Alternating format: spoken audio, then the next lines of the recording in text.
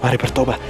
Sudahkah kau gunakan kuasa itu? Kekayaan, hikmat, kekuatan, hormat, kemuliaan, berkat untuk Tuhan Yesus. Skrip 1-3 Februari 2013 di studio ACBN Bogor. Be there. Tes 1, 1, 2. Oke, selamat datang di acara Skrip. Sore hari ini kita akan berbicara tentang topik yang cukup hangat. Judul yang kita ambil adalah apakah kita adalah penjaga saudara kita. Sebelum kita mulai, boleh kita tunduk kepala, kita berdoa. Bapa kami yang bertahta di dalam kerajaan surga, Tuhan, sore hari ini kami rindu untuk kembali belajar akan firman-Mu. Kami ingin melihat Engkau Tuhan pada sore hari ini. Ajari kami Tuhan, bukakan kepada kami dosa-dosa apa yang kami lakukan, yang tanpa kami sadari itu melukai hati-Mu. Ya Tuhan, tolong jaga setiap peralatan, berbicaralah melalui mulut hamba-Mu ini Tuhan. Karena hamba bukan apa-apa tanpa-Mu Tuhan. Biarlah hanya kayu salib-Mu yang kami lihat pada sore hari ini. Terima kasih Tuhan. Dalam nama Yesus kami berdoa dan mengucap syukur. Amin. Oke.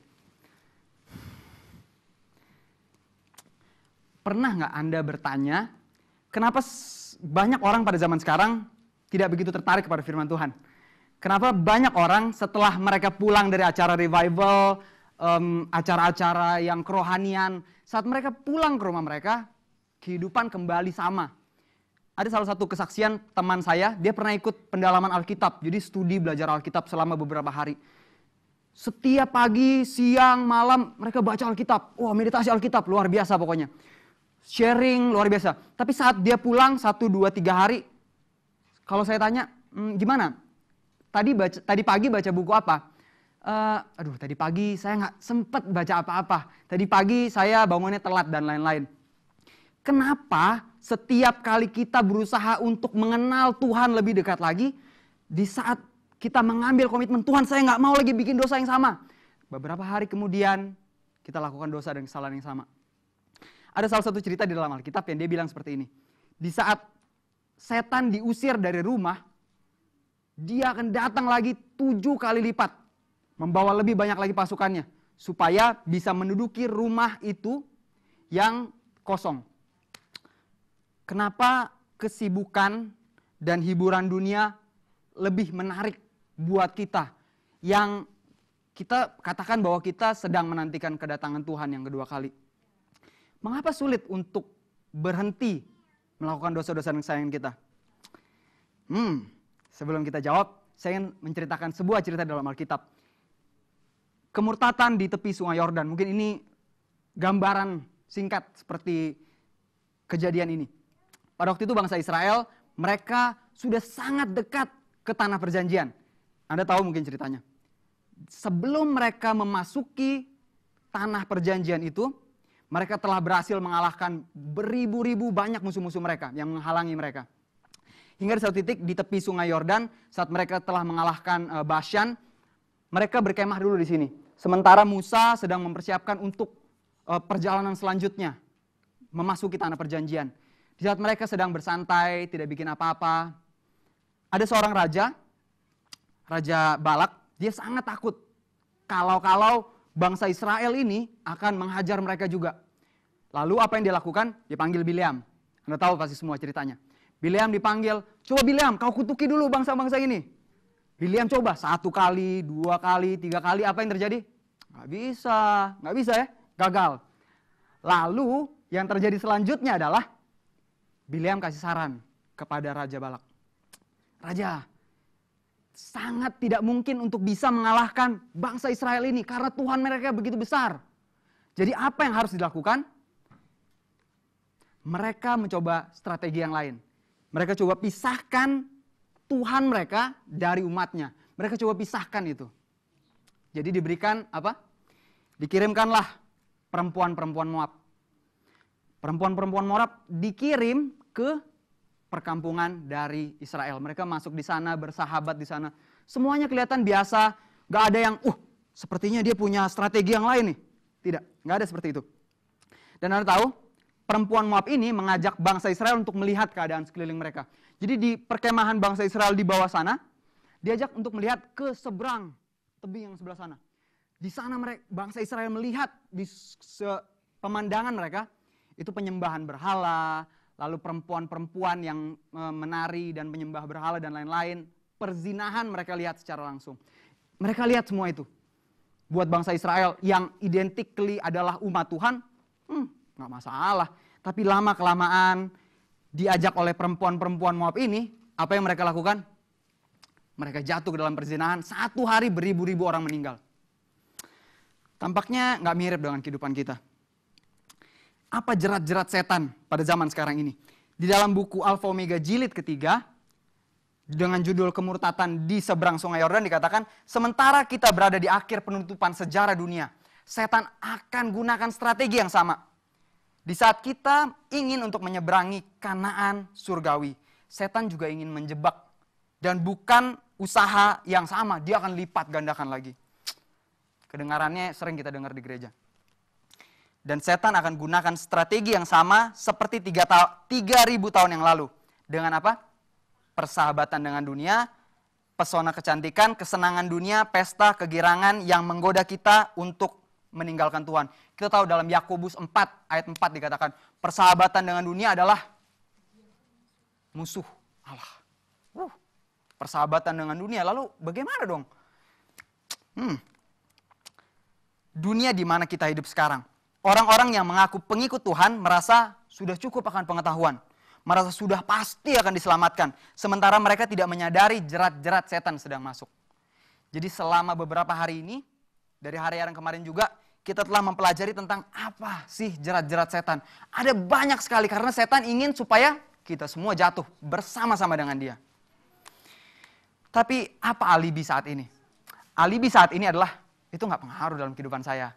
TV, media, lalu apa lagi? Iklan, nggak terlalu berpengaruh dalam kehidupan saya. Saya dari kecil Advent loh. Saya vegetarian sudah. Saya sudah vegan lagi.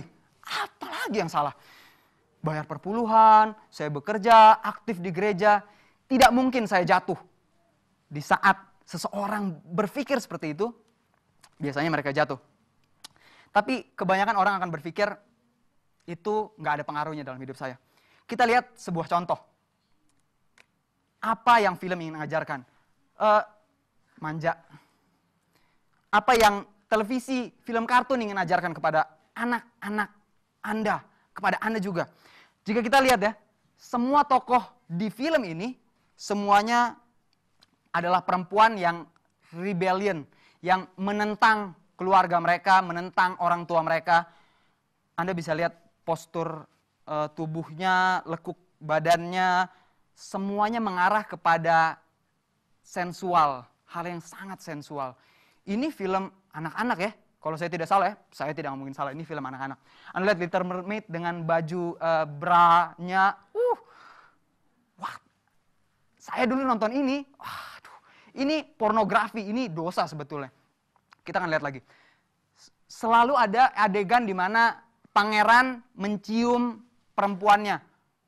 Sudah menikah mereka? Belum menikah. Waduh, ini yang diajarin ke anak-anak kita. Kasih tahu sama saya, 10-20 tahun yang akan datang, apa mereka akan lakukan itu dengan orang yang belum jadi pasangan mereka? Tentu saja, itu pasti. Semua film-film anak-anak kartun ini mengajarkan hubungan fisik sebelum menikah. Sudah jelas di dalam beberapa tahun yang kemudian, zaman kita sekarang ini, film remaja sekarang, film pemuda sekarang, adegan seks sebelum menikah itu hal yang biasa. Dan buat kita yang nontonnya, itu kan cuma film, ya kan? Apa yang TV ajarkan? Coba kalau saya bisa bacakan. Jika kau tidak mampu eksis, kau akan tenggelam. Apa yang film ini mengajarkan? Saya juga belum pernah nonton film ini. Saya ambil kutipannya dan dulu adegan percintaan itu adalah anak-anak yang sudah dewasa, yang kuliahan, anak SMA ya. Zamannya bapak saya dulu yang pacar-pacaran itu anak SMA. Sekarang anak SMP, SD pun begitu. Tapi nggak ada pengaruhnya lah, itu kan cuma film ya kan. Betul saudara-saudara? Kita lihat, ini ada satu koran, artikel, saat saya baca ini saya nggak tahu saya mau ketawa atau saya mau sedih.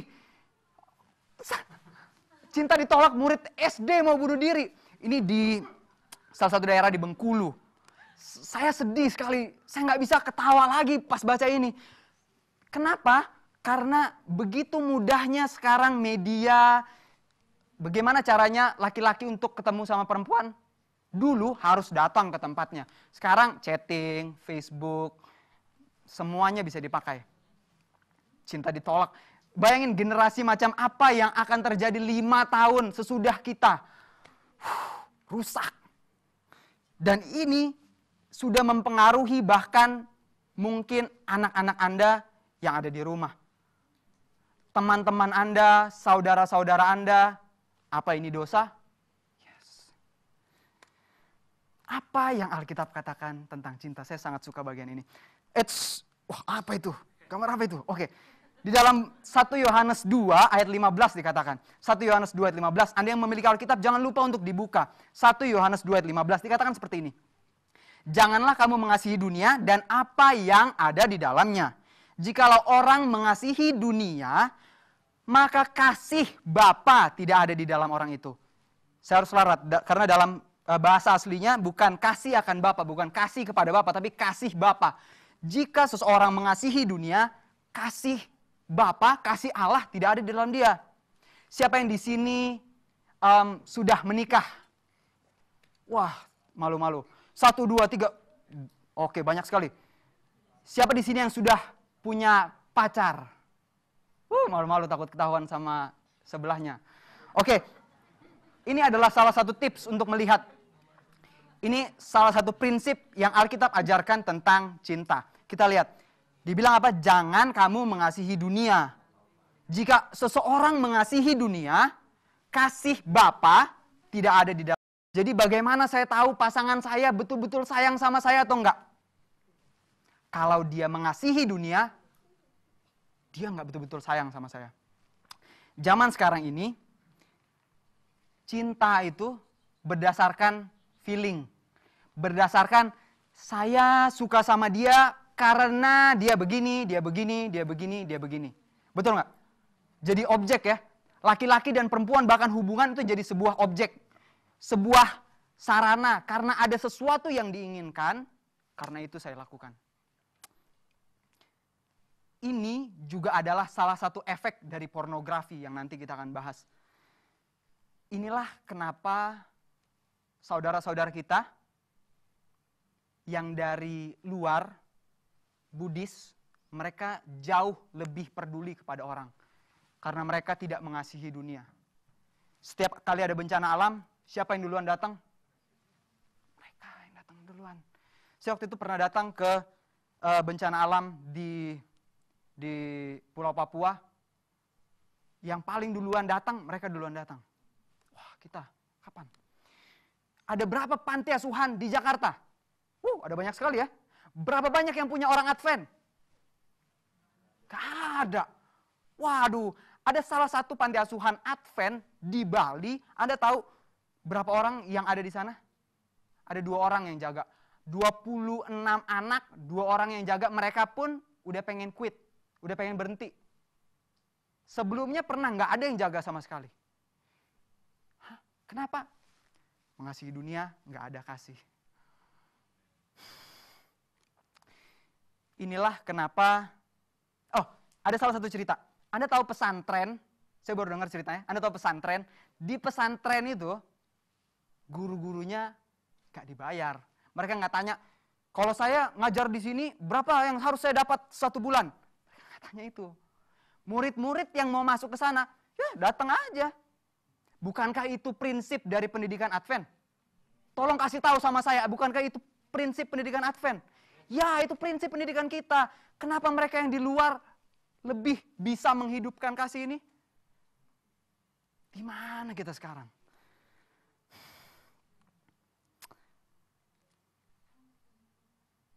Jadi mengapa orang sulit untuk meninggalkan dosa? Karena mencintai dunia.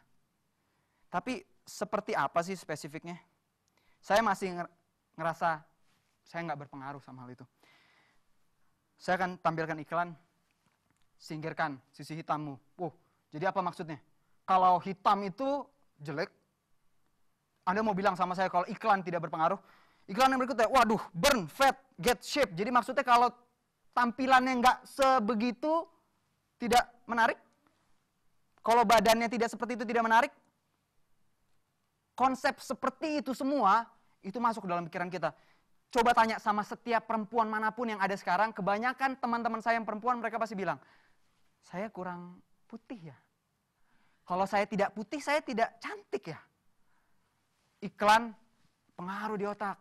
Jadi prinsip, jadi standar kehidupan. Sekarang berapa banyak orang yang ketemu sama anak umur 25 tahun ke atas yang nggak tanya pertanyaan ini. Kapan kawin? Prinsip dari mana ini? Ini iklan yang bikin. Boleh saya bilang ini setan yang rencanakan supaya semua itu mempengaruhi pikiran kita? Silakan. Bayangin, sekarang kawin itu bisa jadi hal yang terpenting di dalam hidup. Padahal, apa yang harusnya terpenting dalam hidup kita? Kita adalah pengembara yang menuju tanah perjanjian surga. Kenapa kita lebih fokus ke perkawinan, pekerjaan, dan hal-hal yang lain ketimbang kepada Tuhan? Waduh. Flawless white. Kulit tampak lebih putih, warna hitam, dan bekas jerawat pun kurang jualan.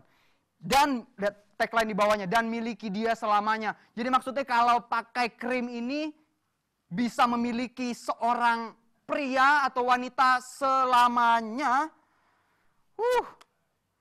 Menarik, berusaha untuk menarik perhatian lawan jenis, bukan itu yang sedang terjadi sekarang. Bahkan anak SD zaman sekarang pun mereka lakukan hal yang sama. Berusaha untuk menarik perhatian laki-laki dan perempuan. Dongeng-dongeng macam ini masuk ke dalam pikiran kita semua tanpa kita sadarin. Kita lewat, ini di jalanan ini, nggak masalah kok. Apa yang firman Tuhan katakan? Di dalam buku Pikiran, Karakter, dan Kepribadian, halaman 274. Di zaman ini baik wanita yang sudah menikah atau yang belum menikah, bukan hanya wanita, laki-laki juga, terlalu sering bertindak bagaikan wanita genit, menarik perhatian laki-laki. Mungkin perempuan itu tidak mempunyai maksud yang buruk, tapi memberi perhatian yang berlebihan telah mendorong laki-laki pada pencobaan. Jadi bukan hanya flirting dan lain, tapi memberi perhatian yang berlebihan itu sudah menarik perhatian. Apa saran dari Ellen White kepada kita? Tetaplah berhati-hati dan waspada, tidak berlaku sebebas-bebasnya, Anda bisa baca sendiri. Tidak menerima perhatian yang tidak beralasan, tetap menjaga moral. Zaman sekarang ini, setiap kali ada perempuan yang lewat di depan kita, biasanya laki-laki langsung, wah. Inilah kenapa Ayub katakan dalam Ayub 31 ayat 1, membuat perjanjian dengan mata supaya enggak lihat hal-hal macam itu. Hal yang biasa di dunia kita kan. Matius 5 ayat 28 dikatakan, Yesus katakan, jika seorang memandang kepada perempuan serta menginginkannya, sudah berzina. Memandang, menginginkan, berzina. Masih ingat bagaimana bangsa Israel jatuh tadi, dalam cerita tadi? Mereka nggak langsung, wah ada perempuan seperti ayam. Ada perempuan langsung, enggak. Mereka lihat dulu. Mereka lihat, oh seperti ini penyembahan berhala. Oh seperti ini bangsa-bangsa kafir berzina. Mereka lakukan. Mereka memandang, mereka menginginkan, mereka berzina. Inilah kenapa Ayub katakan harus bikin perjanjian dengan mata. Ada sebuah poster dikatakan, menyentuh seorang wanita tanpa persetujuan orang tuanya tidak membuatmu seorang laki-laki, tetapi membuatmu seorang pengecut. Ini hal biasa kan di dalam hubungan kita. Bahkan pendeta, saya nggak mau bilang ini pendeta Advent. Ada pendeta yang di gereja yang mereka bilang, carilah pacar sebanyak-banyaknya, kamu masih muda, ayo cari pacar. Itu sesat, saudara-saudara, benar nggak? Sesat. Apalagi kalau bersentuhan, berpegangan. Wah, itu jahat sekali. Seperti mencuri ya. Tubuh kita adalah bait bait Allah. Saya harus pastikan Anda betul-betul mengerti. Tubuh kita adalah bait Allah ya. Kalau bait Allah yang bisa masuk itu siapa? imam. Imam besar, ya kan? Yang bisa masuk ke bait Allah. Jadi yang harusnya bisa ngelihat potongan tubuh saya, potongan tubuh Anda itu siapa? Imam besar Anda. Imam besar Anda, imam besar itu adalah suami Anda. Wow, zaman sekarang mulai dari pegangan tangan, tuh hal yang biasa, pegang rambut, laki-laki pegang rambut perempuan. Harus ada persetujuan dari orang tuanya dulu. Ini prinsip yang benar kan? Pamit dulu sama orang tuanya. Oh, oke. Lanjut. Tanpa kita sadari, media iklan, televisi lingkungan sangat mempengaruhi pikiran kita.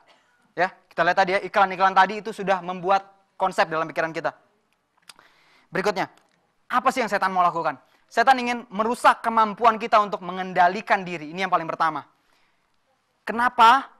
Di saat manusia terpisah dari Tuhan, hawa nafsu akan mengendalikan pertimbangan. Apa? Terpisah dari Tuhan. Bangsa Israel tadi ingat ya ceritanya ya. Dibikin terpisah dulu dari Tuhan, baru dia masuk. Dia hajar. Dengan prinsip-prinsip dia menjadi berdosa di dalam pemikiran. Bisa nggak kita berdosa di dalam pemikiran kita? Bisa. Matius 5:28 tadi bilang, melihat, berpikir, menginginkan, berzinah katanya. Dengan berpikir saja kita bisa berdosa. Waduh. Oke. Nah, ini lebih teknikal. Ini salah satu topik yang cukup panas. Doakan saya. Sejarah pornografi dan teknologi. Teknologi dan pornografi punya hubungan yang sangat erat. Kita lihat tadi, anak-anak kita, bahkan mungkin kita tanpa kita sadari, kita sudah terpengaruh sama media TV, iklan, dan mungkin ini. Dan pasti ini. Dari zaman dahulu, saat bangsa masih tinggal belum ada teknologi yang cukup maju, zaman dahulu mereka menggambar di gua-gua. Mereka mulai dengan lukisan, patung-patung. Ini majalah pertama yang dicetak, majalah Playboy yang pertama. Bajunya masih agak tertutup ya, sekarang sudah sangat parah. Begitu berkembangnya teknologi, penciptaan mesin foto, lalu film, Betacam, dan lain-lain, sejarah pornografi sangat erat. Saya mau kasih lihat Anda salah satu film pertama pornografi. Wah, X-rated of all time, judulnya Mona.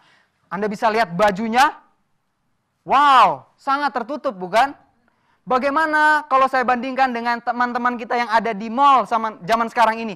Menurut Anda yang lebih terlihat seperti pelacur yang seperti ini atau yang ada di mall? Wah, Flash Gordon. Jadi film action hero sangat erat hubungannya dengan pornografi. Baju ketat, ya kan? Otot yang terlihat sangat erat dengan pornografi. Kita nggak sadar, kita kasih anak kita, ayo nonton. Adegan sensual mulai masuk. Kita masuk ke fakta dan statistiknya. Ini tahun 2010. 72% anak muda yang punya akses internet telah melihat pornografi secara online sebelum umur 18 tahun.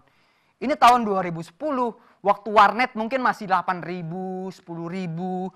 Zaman sekarang, warnet makin bersaing, harga semakin murah, mungkin sudah lebih tinggi statistiknya.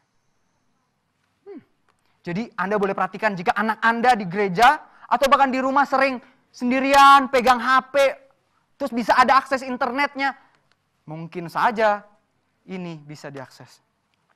Statistik yang lain, umur 8-16 tahun, 90% telah menyaksikan pornografi secara online. Umur 15-17, 70% telah merasakan kepuasan pribadi saat masturbasi. Jumlah website pornografi sekarang 500 juta, banyak sekali. Volume internet traffic nih yang saya ingin tekankan. Pengguna internet 62% itu untuk pornografi. Search dari Google nih. Tahun 2010, 62%. Setengah lebih banyaknya kalau buka Google, pertama yang mereka cari pornografi. Nah, tapi itu kan saya orang Advent loh, nggak mungkin saya buka-buka beginian. Ini yang sangat parah. Kalau Anda search di Google, efek negatif pornografi, klik enter. kebanyakan orang akan bilang, kenapa pornografi bisa baik untuk Anda? Dari 100 mungkin, dari 10 search yang terlihat, mungkin ada sekitar 77 atau 8 yang akan bilang, pornografi itu baik untuk Anda. Baik untuk sosial Anda, baik untuk pribadi Anda, kesehatan, dan lain-lain. Ini di internet mereka bilang, itu sangat baik buat Anda. Dunia kita yang kita tinggal sekarang ini sakit? Yes, sakit. Gimana mungkin melihat pornografi, menyentuh diri sendiri itu adalah hal yang baik? Mereka bilang baik loh. Jadi jangan salahkan kalau tiba-tiba anak Anda datang kepada Anda saat Anda menegurnya, anak Anda bakal bisa bilang, lihat ma ini di Google, dia bilang ini baik. Sehat nih. Sakit dunia kita. Ini yang lebih parah. Ini baru-baru ini terjadi. Seorang dosen, namanya Tom Kubisen, itu mengajarkan di kurikulum kampusnya tentang pornografi. Mengajarkan how to memuaskan diri sendiri. Bagaimana untuk memuaskan diri sendiri. Diajarin ke murid-muridnya. Gak ada yang komplain sampai seorang perempuan, mahasiswinya bilang, namanya Karen Royce, dia menuntut dosennya. Karena mengajarkan hal itu.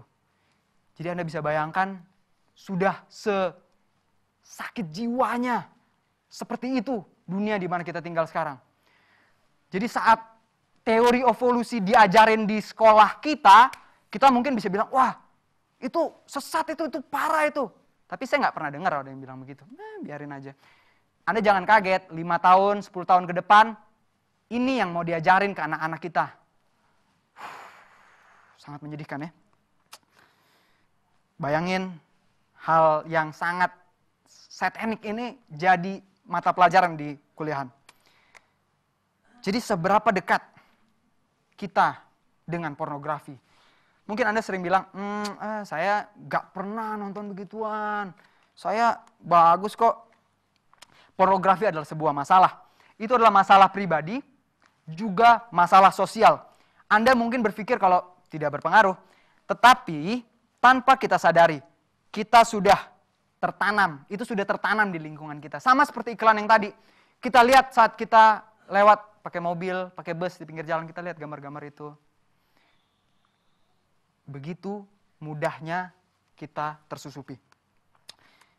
Ini bioskop, Anda bisa lihat semuanya tentang gambarnya kok begitu. Ini film ya. Perempuan yang begitu, bajunya, celananya, bahkan judul film Cinta Dua Hati, sakit. Arisan Brondong, sakit jiwa ini. Film seperti ini banyak banget di Indonesia sekarang. Kalau nggak seperti itu nggak menjual katanya.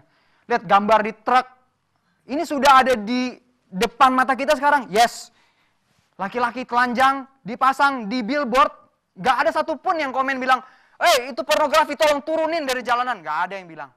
Kita lewat pakai mobil, kita iya bagus ya tubuhnya ya. Sakit. Ini jualan apa? Jual sepatu? Nope. Kenapa harus perempuan yang mereka tampilkan begitu sensual? Ini jual burger? Menurut Anda? Apa yang dijual? Hawa nafsu yang ditampilkan begitu. Seberapa dekat kita dengan pornografi? Zaman dulu orang harus beli DVD sembunyi-sembunyi dan lain-lain. Sekarang Anda bisa download, bisa ada di HP Anda. Mungkin di HP anak Anda, jadi hati-hati. Bahkan di Facebook, ada di sebelah kanannya kadang suka tampil sesuatu yang, apainlah ini. Bahkan bisa nonton online sekarang. Saya bukan lagi promosi. Segini dekatnya kita dengan pornografi. Anak kita, bahkan mungkin pasangan kita, orang tua kita mungkin tanpa kita sadari. Bagaimana kita bisa yakin kalau mereka tidak terinfeksi oleh hal-hal seperti ini? Pop-up yang muncul di website, di email, semuanya tujuan untuk memuaskan hawa nafsu. Siapa yang lakukan ini? Setan yang lakukan ini? Di saat kita tinggal di perkotaan, akan sangat mudah bagi kita untuk terinfeksi oleh semuanya itu. Setiap kali kita lewat, kita ketemu. Di dalam buku yang sama, Pikiran, Karakter, dan Kepribadian, halaman 276, Kebejatan Moral. Bahaya moral kepada mana semua terbuka. Ellen White tulis ini berapa ratus tahun lalu? 150-an tahun yang lalu. Dia sudah bisa lihat Sebahaya ini, semuanya terbuka, semakin hari semakin bertambah. Suatu pengaruh yang digunakan oleh laki-laki, perempuan, orang muda yang mengaku Kristen, hina dan rendah, penuh hawa nafsu, kejam bagian setan. Saya nggak tahu bagaimana Anda. Saya, teman saya, dan beberapa teman saya yang lain, hal semacam ini sudah sangat mempengaruhi pikiran kita. Bahkan sampai sekarang ada teman saya yang saat kita sedang ikut acara kebangunan rohani sekalipun, dia masih ada di HP-nya itu dan masih nikmati itu. Dia masih tunjukkan kepada saya juga. Buat orang Advent yang menantikan kedatangan Yesus yang kedua kali zaman sekarang, ini biasa.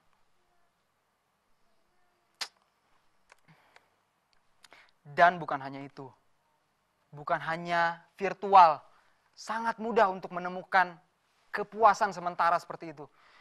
Saya juga baru tahu loh, ternyata di dalam bangunan-bangunan ini, saat Anda masuk, Anda sudah bisa langsung ditawarkan, Anda mau perempuan yang seperti apa? Kalau zaman dulu butuh ratusan ribu untuk bertemu dengan perempuan lalu memiliki hubungan yang spesial dengan dia, zaman sekarang sangat mudah. Gaji 1 bulan pun bisa dipakai buat ini. Tolong kasih tahu sama saya kalau mungkin suami Anda, istri Anda nggak terpengaruh. Kita tinggal di dunia di mana semuanya kita terekspos akan semua itu. Kita bisa lihat di jalanan dan segitu banyak macamnya. Lalu apa yang akan terjadi dengan generasi di bawah kita? Ini riset terakhir. Korban perdagangan manusia. Saya terakhir baca itu tentang di India. Saya berpikir, gak mungkin terjadilah di Indonesia. Dengan begitu banyaknya tempat yang dibuka di Indonesia ini, apakah gak mungkin perempuan dijual sebagai objek? Banyak sekali. Berikutnya kita akan masuk ke dalam 2 jenis pornografi. Ada 2 jenis, yang pertama hardcore, yang kedua softcore. Yang softcore, yang hardcore kita tahu ya, itu adegan yang sangat vulgar dan lain-lain. Yang softcore itu lebih lembut. Softcore telah menjadi esensi utama dalam dunia hiburan. Anda telah melihat tadi video dari teman-teman kita sebelumnya. Setiap video klip di tayangan di TV, perempuannya selalu ditampilin yang seperti itu. Laki-lakinya tampilin seperti itu.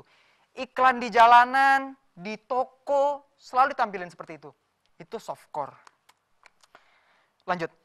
Menurut Wikipedia, softcore pornografi adalah film porno atau foto yang tidak se-eksplisit pornografi hardcore. Pornografi softcore mengandung artis telanjang atau semi telanjang, hampir telanjang, hampir terbuka semua. Direpresentasikan dengan bagian tubuh yang terbuka dan lain-lain. Ingat, awal mula pornografi bukan adegan dari hubungan seksual. Awal mula pornografi itu dari gambar. Oke? Begitu juga dengan ini. Ini rating film. General Audience, Parental Guide, dan paling bawah itu NC-17. Zaman dulu itu sebutnya rating X, yang film sangat porno sekali. Kita nggak akan bahas itu film pornonya. Kita lihat ke rating yang restricted, yang di atasnya. Anda bisa lihat contoh filmnya, American Pie, Twilight, American Psycho, Brokeback Mountain. Ini film-film yang anak di bawah umur harusnya nggak boleh nonton. Zaman sekarang, kasih tahu sama saya kalau teman Anda yang di bawah umur belum pernah nonton film ini. Sudah. Saya nggak akan bahas yang restricted. Saya akan ajak Anda untuk melihat yang lebih, di paling atas. General audience yang kita sudah lihat tadi, film kartun itu. Toy Story, Little Mermaid yang bajunya begitu. Film tersebut tidak mengandung adegan seksual, tetapi memperlihatkan adegan tersebut. Ciuman dan lain-lain. Seberapa pornografikah pornografi itu? Di dalam Wikipedia juga, pornografi itu artinya bukan hubungan, tapi adalah gambar yang tidak sopan atau gambaran dari pelacur. Awalnya itu adalah orang Yunani yang ingin menjual diri mereka, mengiklankan diri mereka. Jadi mereka gambarkan itu di rumah mereka. Jadi ingat ya, gambaran yang tidak sopan. Pornografi bukan adegannya, tapi gambar yang tidak sopan. Lalu apa maksudnya, Char? Ini film dengan rating G. Untuk semua umur katanya. Untuk semua umur, anak-anak kita pun dikasih katanya. Aladdin, Little Mermaid yang bajunya seperti itu. Toy Story 3. Anda tahu cerita Toy Story 3 ini? Barbie baru pertama kali bertemu dengan Ken. Baru beberapa menit bertemu dengan Ken, lalu Ken bilang gini, Barbie kamu mau nggak pergi ke rumah saya, tinggal di rumah saya? Lalu Barbie bilang, ya oke. Itu masuk ke anak-anak kita. Hah? Sebegitu mudahnya diajak oleh laki-laki yang belum dikenal. Jadi saat Anda mengajak anak Anda nonton film seperti ini, apa yang mereka ajarkan? Pornografi. Seberapa pornografikah pornografi itu? Setan ingin bikin supaya kita nggak mengerti. Supaya kita nggak sadar kalau hal-hal seperti ini dosa. Jadi bukan hanya ketelanjangan yang fisik, semuanya seperti ini pornografi. Dan ingat, efek saat kita melihat otak mendapat stimulan, di saat kita melihat itu akan tertanam dalam pikiran kita. Kita akan ingat terus. Apa yang Alkitab katakan? Apa yang menggambarkan pelacur? Buka Alkitab Anda supaya dicek. Apa benarnya ayatnya? Amsal 7 ayat 10. Nanti saya berbicara bohong lagi. Dikatakan dalam Amsal 7 ayat 10. Maka datanglah menyongsong dia seorang perempuan berpakaian sundal dengan hati licik. Jadi apa yang menggambarkan pelacur? Apa yang menggambarkan perempuan sundal? Cara berpakaiannya. Sama seperti seorang polisi, saya nggak bisa sebut orang itu polisi kalau dia nggak pakai seragam polisi. Saya nggak bisa sebut orang itu pemadam kebakaran kalau dia nggak pakai seragam pemadam kebakaran. Saya nggak bisa sebut perempuan sebagai pelacur juga kalau dia tidak pakai kostum seperti itu. Lalu seperti apa cara berpakaiannya? Nanti mungkin akan detail lebih dijelaskan. Juga di dalam Alkitab, definisi telanjang di dalam Alkitab. Dalam Yesaya 47 ayat 2 dan 3. Ambillah batu kilangan, gilinglah tepung, bukalah kerudungmu, di mana terlihat bagian dada. Angkatlah sarungmu, singkapkanlah paha, seberangilah sungai, biarlah auratmu tersingkap. Jadi apa definisinya aurat yang tersingkap? Aurat yang tersingkap bukan hanya telanjang total. Apa dibilang? Saat kerudung yang menutupi dada itu terbuka, lalu paha tersingkap, itu aurat yang tersingkap. Jadi seseorang bisa dikatakan telanjang jika yang menutupi dadanya terlihat, lalu pahanya terlihat, itu telanjang. Jadi kalau gambar seperti ini menurut Anda telanjang, yes, saya harus bilang ini ketelanjangan. Dada yang tersingkap, lihat belakangnya, paha yang terlihat, perempuan yang mengenakan pakaian laki-laki, ataupun laki-laki mengenakan pakaian perempuan, itu ketelanjangan. Ini pornografi? Oh iya, ini pornografi. Apa yang setan ingin lakukan sebenarnya sih? Kenapa hari demi hari baju makin lama makin dipotong? Di saat manusia berdosa, apa yang mereka bilang?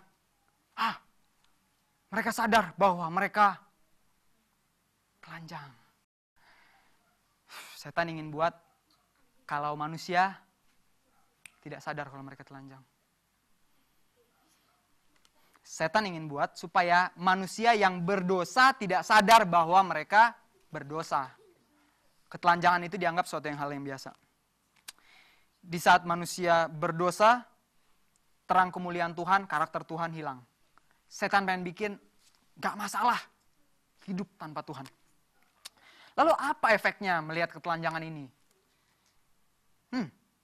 Tolong beritahu saya, kalau ketelanjangan macam itu tidak kita lihat zaman sekarang ini. Bahkan sudah masuk di gereja kita mungkin, di rumah kita mungkin. Tolong perhatikan anak-anak Anda, apa mereka telanjang saat ini? Apa efeknya tapi? Kita akan berbicara lebih lanjut mengenai hal yang lebih teknis lagi. Ini efek negatif dari pornografi. dalam tulisan artikel ini ada 5 efek negatifnya. Yang pertama, menyebabkan kecanduan. Jadi, Daniel, jika kita melihat sesuatu yang sensual, itu bisa membuat kita jadi kecanduan. Sama berbahayanya dengan rokok, narkoba, dan lain-lain? Sama. Sama mematikannya? Kita akan lihat.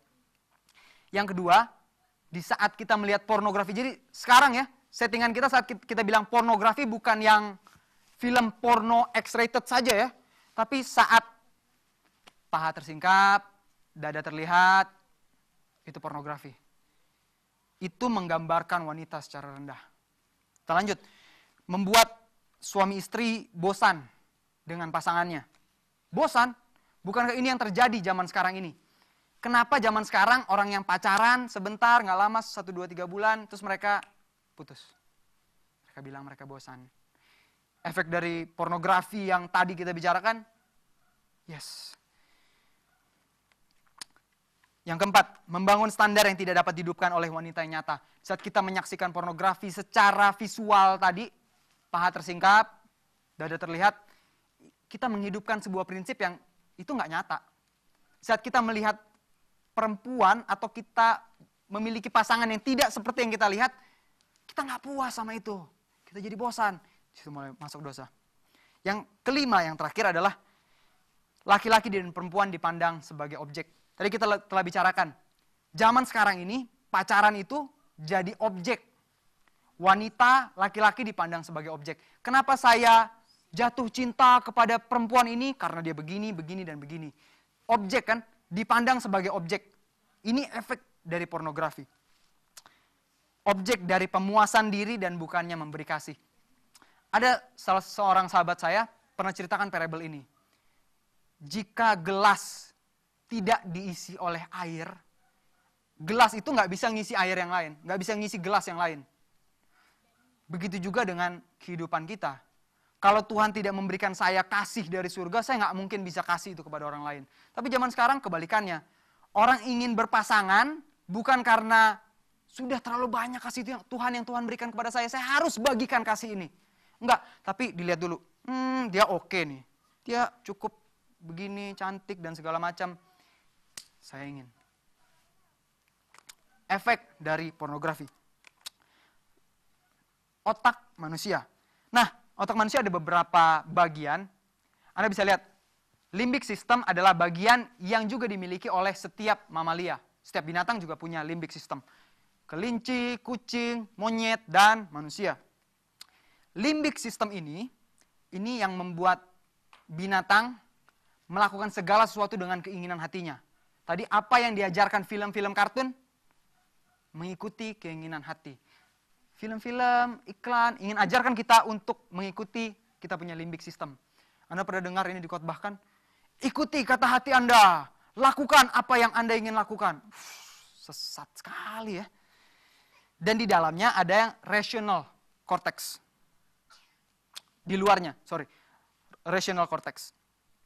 Itulah kenapa tikus, di saat dia melihat tikus yang lain, dia bersemangat lagi. Walaupun dia sudah berhubungan. Tapi kita lihat chartnya di sebelah kanan. Di saat tikus tersebut berpasangan dengan tikus yang sama, di satu kandang yang sama, dia punya kemampuan untuk berejakulasi makin lama makin meningkat. Berbeda dengan saat tikus tersebut berpasangan dengan tikus yang A, B, C, D yang berbeda-beda, kemampuannya nggak meningkat. Kenapa zaman sekarang lebih banyak laki-laki yang kena penyakit kelamin? Umur 40, 50 tahun, sudah tidak produktif. Anda bisa kasih tahu sama saya, pornografi itu dari yang dilihat aja itu sudah berpengaruh. Stimulan sudah masuk ke otak. Gambar yang berikutnya, ini frontal lobe. Di frontal lobe di bagian depan kepala kita. Ini adalah pusat berpikir, membuat rencana, pengendalian dorongan, kreativitas, dan strategi. Limbic system ini atau mammal brain, otak mamalia, itu pusat dari emosi. Keinginan, hasrat, aduh rasanya saya ingin melakukan ini. Ini limbic system yang bicara. Dengan mengikuti limbic system, kata hati, setan berusaha membuat kita tidak menyadari bahwa yang kita lakukan itu dosa. Jadi efek dari menonton adalah, efek dari melihat pornografi yang adalah keminiman itu, otak mendapat stimulan. Lalu organ reproduksi membuat hormon kan. Setelah itu dipakai hormonnya, nggak dipakai, stay di situ. Ini yang bikin penyakit. Hanya dengan melihat saja itu bisa jadi penyakit buat kita. Setan ingin membuat kita berzinah dengan pikiran kita. Nah, ini efek dari melakukan masturbasi atau bahkan hanya mendapat stimulan. Mendapat stimulan, kita hanya lihat aja, ini efeknya. Ini sangat ilmiah sekali. Itu meningkatkan adrenalin. Epinefrin, adrenalin. Jadi saat biasanya laki-laki atau perempuan melihat sesuatu yang sensual, biasanya jantung berdetak lebih kencang. Adrenalin yang sama yang keluar saat Anda naik kora-kora, Anda pergi ke tempat-tempat yang membawa bungee jumping, membawa adrenalin Anda. Adrenalin yang sama yang keluar. Lalu selain daripada itu, fungsi saraf mengeluarkan neurotransmitter, asetiklorin dan parasimpatik secara berlebihan. Itu ada di otak, neurotransmitter. Inilah yang menggerakkan diri kita, yang bikin kita bisa berpikir, punya tujuan, kita tahu apa yang mau kita lakukan. Neurotransmitter ini. Sehingga tubuh memproduksi berlebihan dari hormon reproduksi dan neurotransmitter. Seperti asetiklorin, dopamin, dan serotonin. Dengan kata lain, ada perubahan besar di tubuh. Di saat kita hanya melihat saja. Jadi jangan heran. Umur zaman sekarang, laki-laki umur 30, 40, 50, udah nggak produktif. Karena hormon itu udah kepake terus. Dan itu nggak bisa diisi seperti kita ngisi pulsa, langsung penuh lagi. Nggak begitu caranya. Jadi efek saat kita melihat ketelanjangan itu, dopamin dan prolaktin berkurang. Bukan hanya saat kita melakukan masturbasi, tapi saat kita melihat saja, itu sudah berkurang. Itu diproduksi, itu dipakai terus. Wow, jadi saat kita melihat, kita terangsang, tubuh memproduksi hormon, neurotransmitter dikeluarkan. Apa yang kita lihat, itu membentuk sifat kita, membentuk tabiat kita yang akhirnya menjadi karakter. Di saat kita suka melihat hal seperti itu akan membentuk karakter kita. Dan satu hal yang paling menyedihkan lagi, efek ini permanen. Kerusakan ini permanen. Masa sih, Char? Kita lihat, ada seorang yang namanya David M. Dia bertanya di salah satu forum. Dia sudah sangat hopeless sekali. Sekitar 9 atau 10 tahun dia sudah terkontaminasi sama pornografi. Ini yang terjadi sama dia. Kelelahan mental, jadi antisosial, sakit kepala, lamban, disorientasi, cepat lupa, nggak tahu apa yang harus dikatakan saat sama orang, kurang imajinasi, dan penyakit-penyakit yang lainnya. Sudah 9 sama 10 tahun terinfeksi. Lalu apa yang dia lakukan? Apa kata orang? Respon orang apa? Wow, ini terlalu berat. Kamu melihat pornografi itu terlalu berat itu. Engkau harus pergi ke profesional, dia bilang. Lalu dia bilang lagi, saya sudah pergi ke para ahli, herbalis, dan lain-lain. Dokter RMI, terapi, mereka gak dapat jawaban apa-apa. Gak terdeteksi karena kerusakannya di dalam. Masturbasi, bahkan hanya melihat hal yang membawa pornografi, itu dosa. Itu bisa mengakibatkan kelumpuhan, otak jadi tumpul. Penyakit otak. Tapi yang paling berbahaya adalah masturbasi. Efeknya sama dengan menikmati rangsangan pornografi. Seperti yang terjadi sama orang ini. Anda bisa lihat, dia sudah sangat hopeless sekali. Dia bahkan pengen mengakhiri hidupnya aja kalau begitu. Efek ini permanen. Jadi yang telah kita lihat di gereja kita, di rumah kita, tampilan yang seronok seperti itu mengakibatkan efek yang permanen, sakit total pada otak, nggak bisa disembuhkan. Ini efek lainnya, lelah dan lain-lain. Apa yang kira-kira Ellen White katakan melalui roh nubuat? Apakah nggak pernah diingetin kita untuk tidak seperti dunia seperti itu? Di dalam buku Seks, Zina, dan Cerai, Ellen White katakan 150 tahun lebih yang lalu, melakukan onani merusak tenaga hidup yang terdapat di dalam tubuh. Penggunaan daya hidup dengan cara ini menyebabkan kemuraman, membebani otak sehingga menimbulkan kekurangan kemampuan dan kelelahan dan memberi peluang timbulnya berbagai penyakit. Sudah diamarkan? Yes, sudah diamarkan. 150 sebelum penelitian itu terjadi. Ingat, pornografi itu bukan hanya action, tapi gambar juga. Hal yang lain, bila kebiasaan itu diteruskan, berbagai rasa sakit akan timbul dalam tubuh. Berkurangnya daya ingat, sakit tulang, gangguan pada tulang belakang, ginjal, dan kanker. Berkurangnya daya ingat, sakit pada tulang punggung, pembusukan pada bagian dalam kepala karena hormon itu dikeluarin terus, dan tubuh tidak berfungsi, bahkan bisa menyebabkan kematian. Jadi apa yang sudah kita pelajari tadi? Media sangat mempengaruhi pikiran kita. Ya kan? Tadi media iklan yang pertama, itu bisa jadi standar kehidupan kita.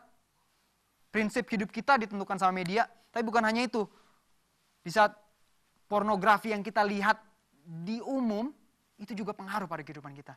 Jadi pertanyaannya, apakah saya harus bilang, saya nggak peduli, itu kan mereka. Mereka yang mati kok. Haruskah saya bilang itu? Atau kita adalah penjaga? Apa yang saya pakai, apa yang saya lakukan, bahkan saat saya membiarkan diri saya terkontaminasi oleh hal-hal tersebut, haruskah saya menjaga pikiran saya? Solusinya, pertama, kendalikan pikiran.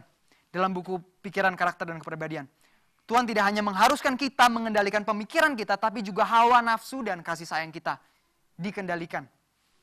Keselamatan bergantung pada pilihanmu. Yes, Tuhan kasih kita keselamatan by grace, oleh karena Dia. Tapi itu pilihan kita. Kita mau membiarkan diri kita jatuh ke dalam dosa, dalam pencobaan, atau kita memilih yang lain. Hawa nafsu dan kasih sayang yang salah dapat mendatangkan kebinasaan. Hawa nafsu dan kasih sayang yang salah. Jadi jika Anda saat ini teringat akan pasangan Anda, pacar Anda, yang Anda tahu hubungan itu tidak mendekatkan Anda kepada Tuhan, putuskan sekarang juga. Solusi yang kedua, dalam buku yang sama, makanan adalah faktor yang penting.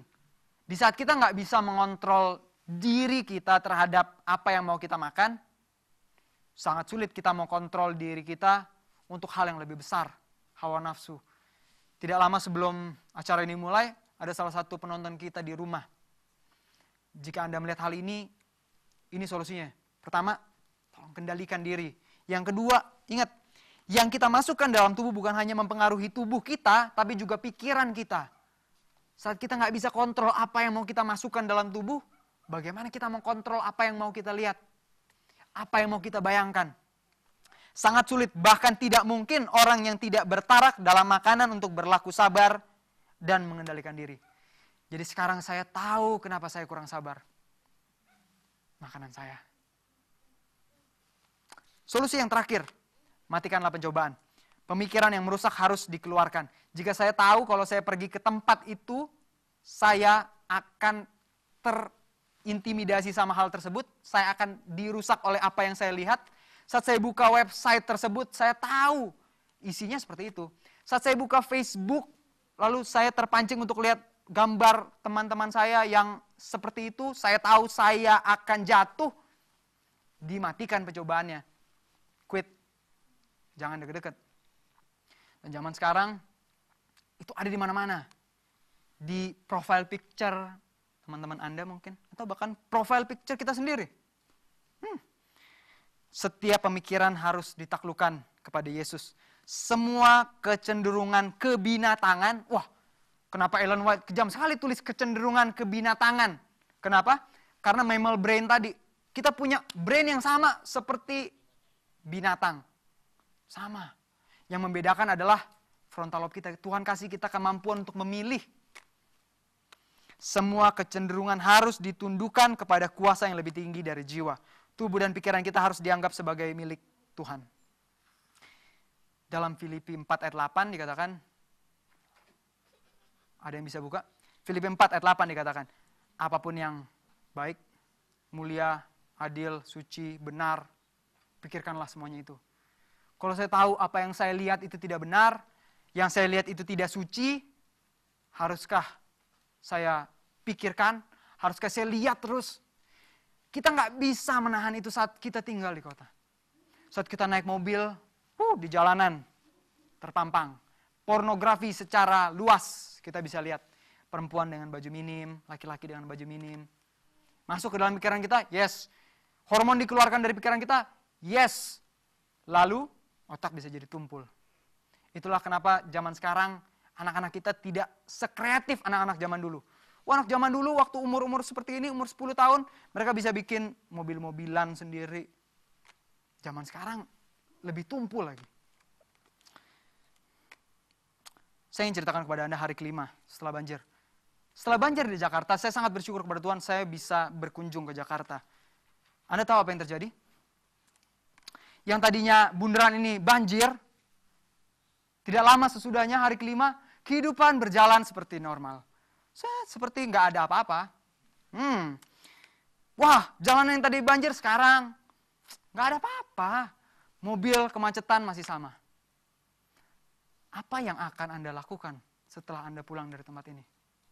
Setelah kita lihat dari hari-hari yang kemarin, waduh, setan sudah serang kita semua dari berbagai tempat.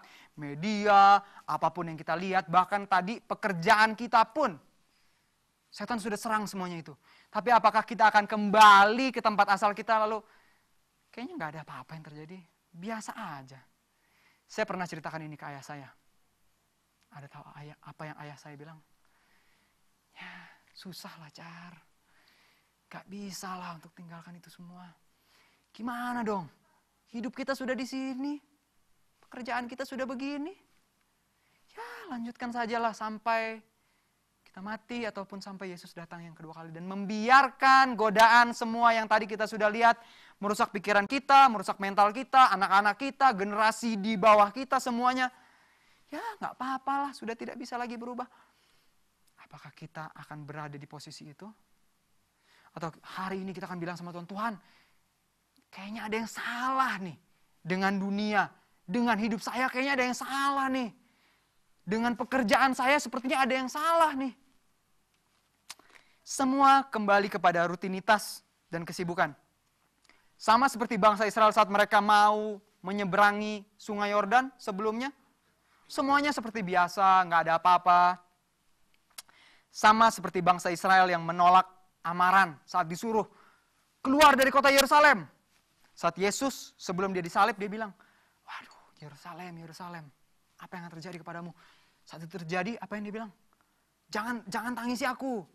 Lihat nanti apa yang terjadi sama kota Yerusalem. Bertahun-tahun berikutnya ada amaran lagi yang diberikan. Keluar, tinggalkan kota Yerusalem. Biasa aja. Ini kota Tuhan loh. Ini nggak mungkin terjadi seperti itu. Padahal firman Tuhan katakan kota bukan rancangan Tuhan. Ya, tinggal di pedesaan tapi Injil di kota. Yes, betul. Dan tanpa sadar kita semua akan jatuh ke dalam pencobaan yang sama. Dan tidak bisa melepaskan diri lagi. Di saat banjir terjadi di Jakarta, bahan makanan susah buat masuk. Betul? Bahan makanan susah buat masuk. Mereka bingung. Gimana nih? Ini udah hari ketiga banjir. Baru 3 hari banjir ya. Makanan agak susah untuk masuk. Bayangin kalau itu terjadi 1 minggu, 2 minggu, 3 bulan. Di dalam Matius 24, tanda-tanda akhir zaman, di sana dikatakan, yang lebih besar daripada ini semua, itu nanti akan terjadi. Nanti loh. Yang belum pernah dilihat oleh mata itu akan terjadi nanti. Oh. Yang seperti ini aja orang udah panik. Wah. Kira-kira apa yang akan terjadi di saat Roh Kudus diangkat? Di saat Yerusalem dikepung oleh tentara Roma, Anda bisa buka di dalam buku Ulangan, Ulangan 28 ayat 56 dan 57. Ini adalah nubuatan yang ditulis bertahun-tahun yang lalu. Dan ditulis ulang di dalam buku Kemenangan Akhir. Itu buku yang sangat bagus sekali, Anda harus baca. Kira-kira di saat Yerusalem dikepung oleh tentara Roma, Ellen White sudah amarkan itu ratus tahun yang lalu. Di saat Jenderal Sestius penyerbuan yang pertama kali dilakukan, kota Yerusalem belum runtuh. Jenderal Sestius yang telah mengepung kota Yerusalem, dia memutuskan untuk mundur. Kita mundur dulu. Di saat mereka mundur, Anda tahu apa yang bangsa Israel lakukan? Mereka keluar dari kota, mereka lemparin itu tentara Roma yang sedang mengundurkan diri. Yang sebetulnya mereka bisa mati sama tentara Roma itu. Wow, sakit jiwa ya. Lalu hal tersebut menanamkan kebencian di tentara Roma.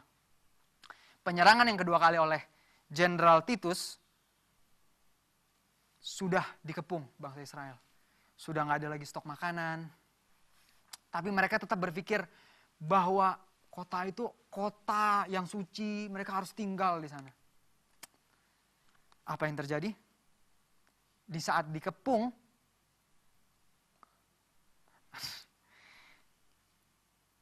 tadinya tentara Roma, Jenderal Titus bilang, jangan dibakar bait suci. Jangan dibakar bait suci. Biarkan bait suci itu tetap tinggal.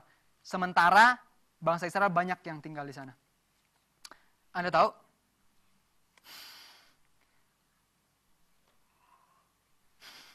Di saat banjir, hal yang sama terjadi.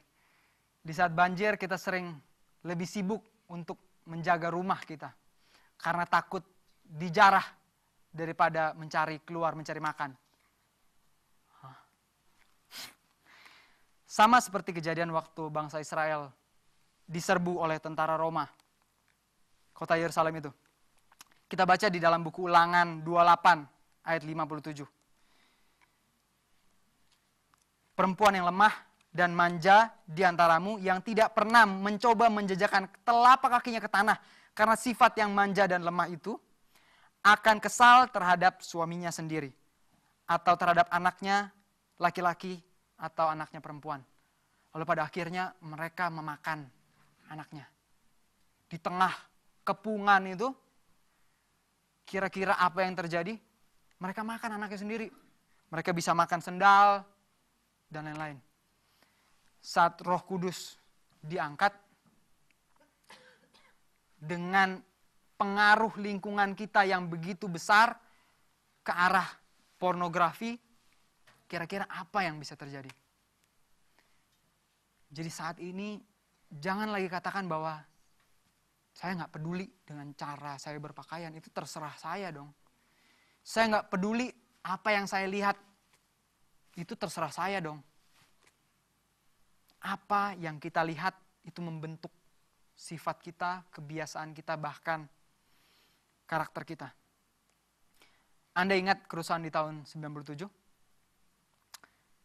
Pembunuhan di tengah jalan, penjarahan, dan lain-lain. Kira-kira Roh Kudus sudah diangkat pada zaman itu? Belum. Nanti saat Roh Kudus diangkat, kita yang sudah terbiasa oleh memuaskan hawa nafsu kita pasti akan mengikuti kata hati kita.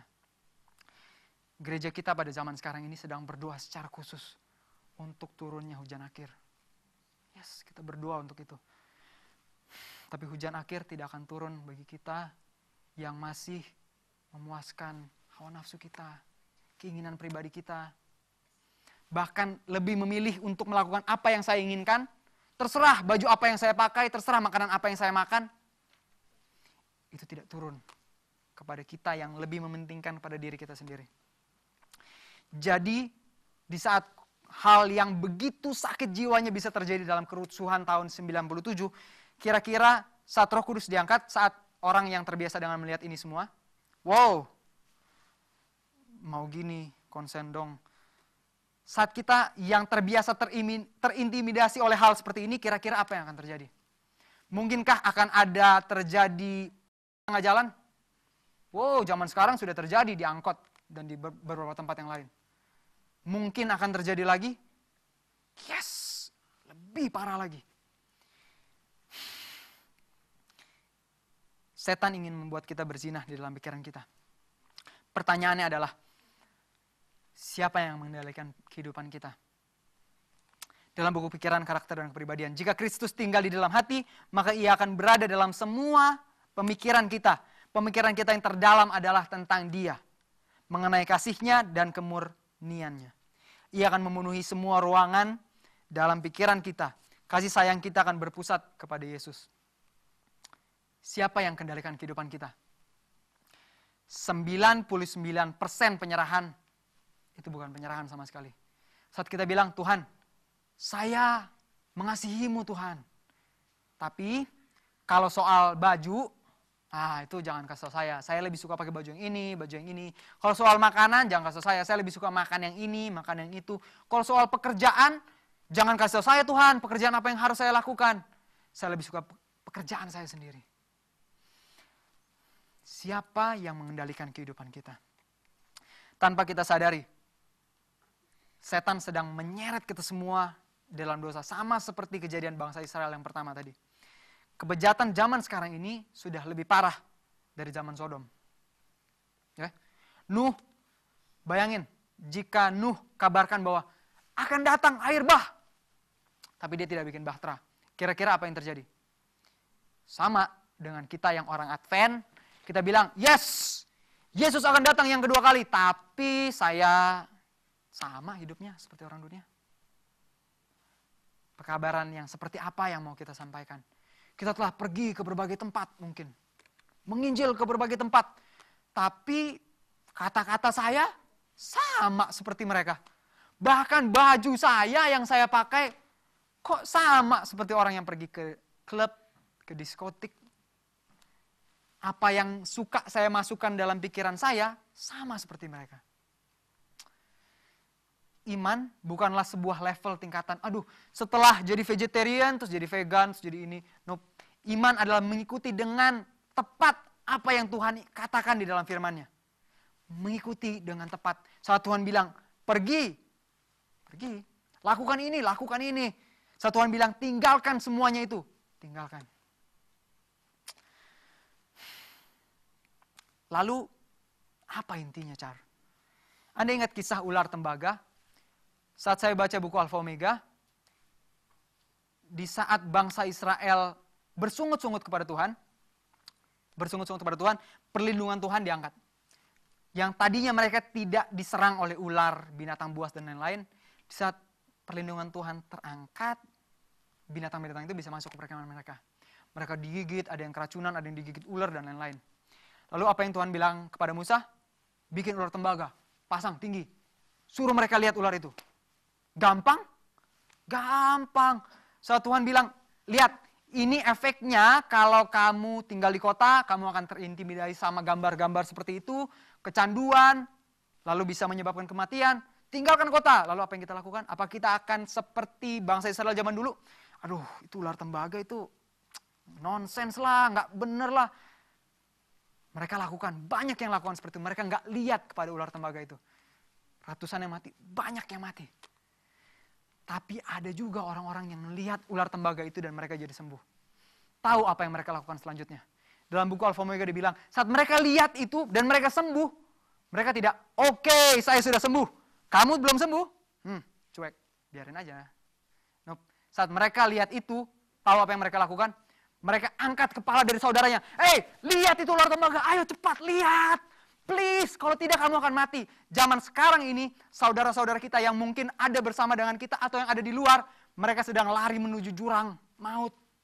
Dan kita duduk di gereja hari Sabat, ya berdoa, acara PA, lalu kita pulang ke rumah kita, seperti tidak ada yang terjadi apa-apa. Begitu banyak kekhawatiran di dalam kehidupan kita oleh karena dosa. Apa yang harus kita lakukan?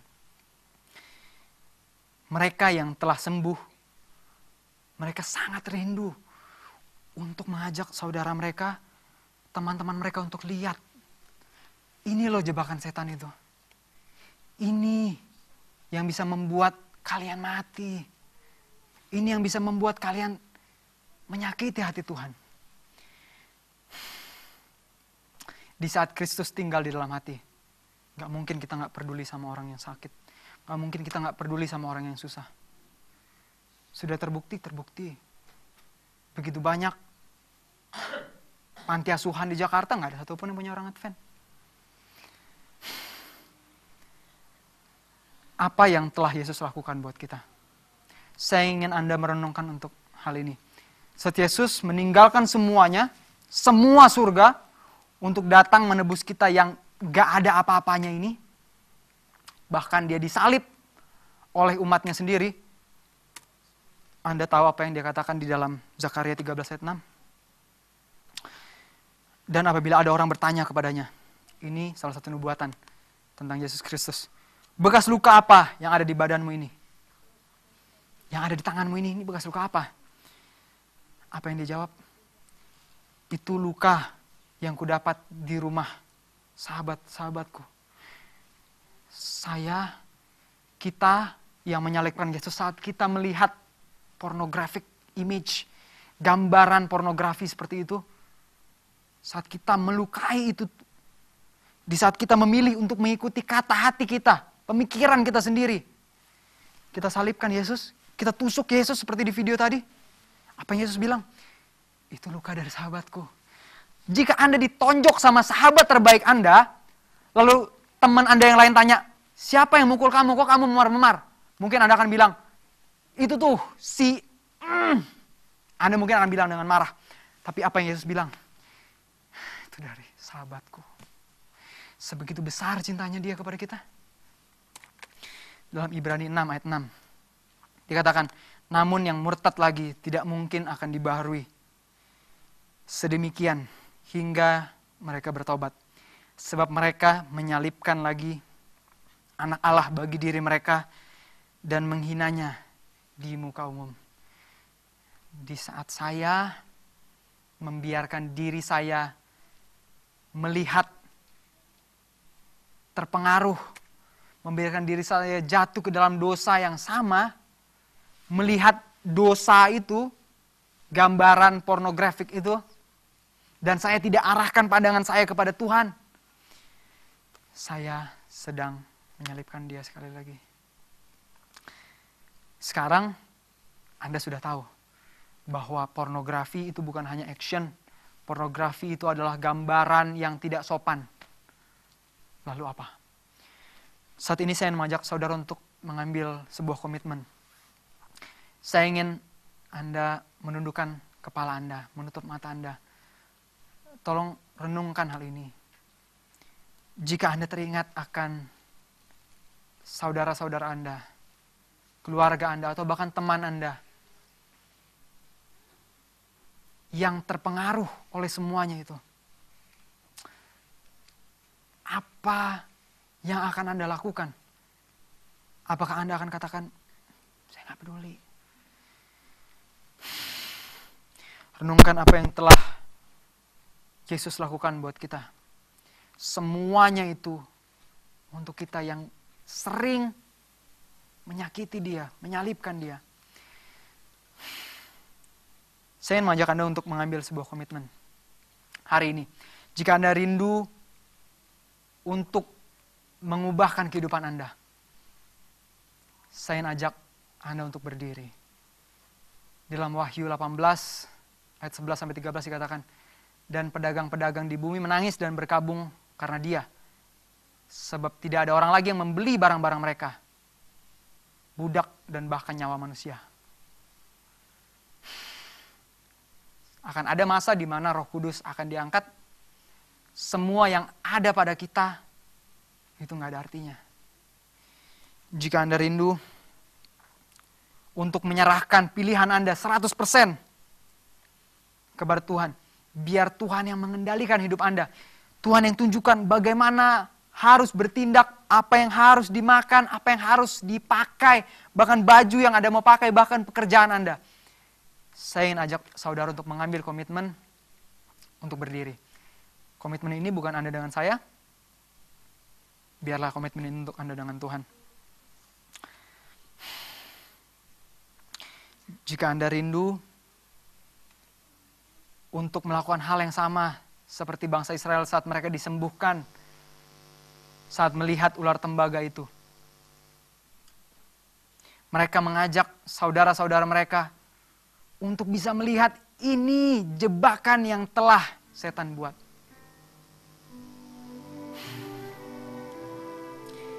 Mari kita tundukkan kepala, kita berdoa. Bapa di surga, terima kasih Tuhan. Hari ini Engkau telah kembali membukakan mata kami, pandangan kami Tuhan. Biarlah hati dan pikiran kami hanya tertuju kepadamu Bapa. Tapi itu sangat sulit Tuhan. Kami terpenjara oleh jerat-jerat setan yang membuat kami tidak bisa keluar dari semuanya ini. Rutinitas dan kebiasaan hidup. Pekerjaan kami Tuhan. Bahkan cara hidup kami. Cara berpakaian kami. Bapa, tolong kami. Kami ingin keluar dari semua jerat-jerat setan itu Bapa. Biarlah hari ini, di saat Engkau mendengarkan komitmen yang kami katakan di dalam hati kami, itu tidak berlalu dengan sia-sia. Agar apa yang kami lakukan, semuanya dapat seturut dengan kehendak-Mu. Tuhan, kami rindu saudara-saudara kami di luar sana yang masih terjerat oleh jerat setan. Tolong ubahkan kehidupan kami Tuhan. Agar hidup kami dapat menjadi kesaksian bagi mereka. Sehingga mereka dapat mengenal Engkau. Tuhan, kami tidak ada apa-apanya tanpa-Mu. Ubahkan kehidupan kami Tuhan. Arahkan pandangan kami tertuju hanya kepada salib-Mu saja ya Bapa. Biarlah kehidupan kami sepenuhnya kami serahkan untuk memuliakan nama-Mu. Terima kasih Bapa. Dalam nama Yesus kami berdoa dan mengucap syukur.